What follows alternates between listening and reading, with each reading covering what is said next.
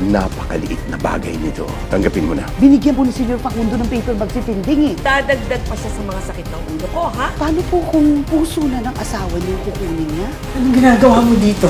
Kumusta ka na? Ito ang nagbayad ng lahat ng tono. Kaya mong makatulong ako sa'yo. Pwede ba umalis ka na? Baka biglang bumalik ang asawa ko, lalo nagugulo ang pamilya ko kapag nalaman niya buhay ka pa!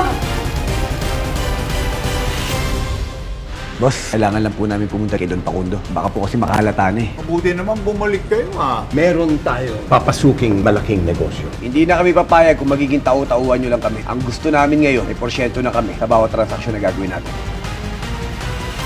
FPJ's Batang Quiapo. I believe this is yours. I'm Lavender.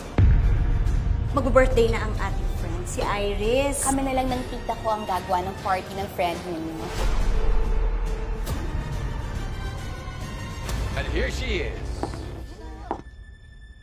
I'm so thrilled to finally meet you, Iris Benavides. Petunia gave you this cake. I hope you don't disappoint. Lavender Fields, 8:45 p.m. Ngayong Miyerkules. You haven't been taking up my calls. Ang off naman kasi talaga eh. I just need some space. Maasa ka bang nakikita mo pa si Moy dito? Baka naman kinontak ka na niya. Kilala naman natin si Moy. Mas gusto niya suluhin yung pinagdadaanan niya kasi sa mga hamak pa tayo.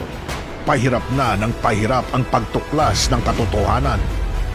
Grace, anak, may laban pa tayo. Pwede natin sampahan ang dalawang pulis na yun. Lalaban pa o susuko na?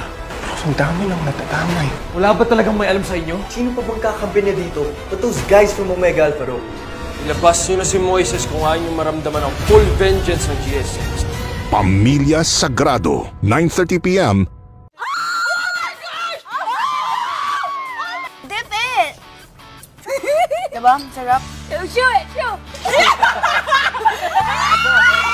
Just felt like I was outside with friends. Best night ever. Tinanong ako ni Fiang noong night na yun. Ate Jazz, crush mo ba si Dylan? Si JM? Eh, hindi mo na ako pinansin. Pero bakit hindi mo ako pinansin? Pinoy Big Brother Gen 11.